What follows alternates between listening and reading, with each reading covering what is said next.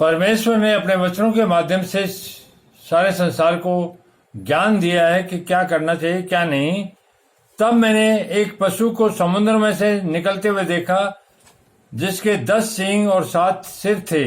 उसके सींगों पर 10 राजमुकुट और उसके सिरों पर परमेश्वर की निंदा के नाम लिखे हुए थे। जो पशु ने मैंने देखा वह चीते के समान था, और उसके पांव भालू के से और मुंह सिंह का था। उस अजगर ने अपनी सामर्थ्य और अपना सिंहासन और बड़ा अधिकार उसे दे दिया।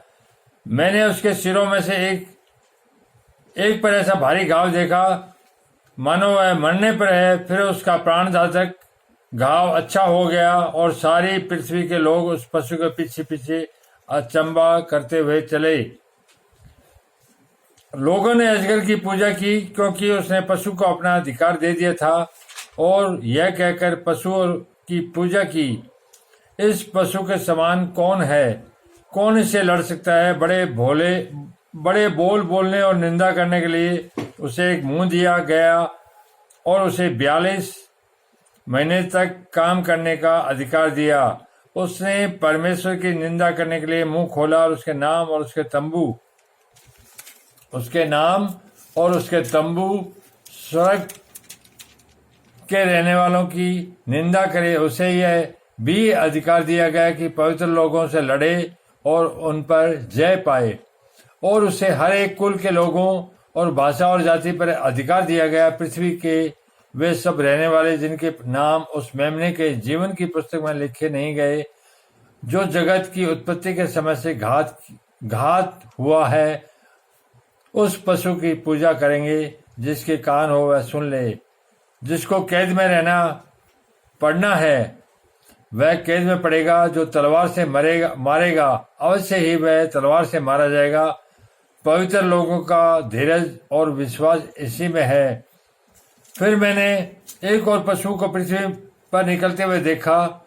उसके मेमने के से 2 सींग थे, और वह अजगर के समान बोलता था। वह उस पहले पशु का सारा अधिकार उसके सामने काम में लाता था, और पृथ्वी और उसके रहने वालों ने उस पहले पशु की, जिसका प्राण घातक घाव अच्छा हो गया, पूजा करता था। वह बड़े बड़े चिन्ह दिखाता था, यहाँ तक कि मनुष्यों के सामने स्वर्ग से पृथ्वी पर आग बरसा देता था।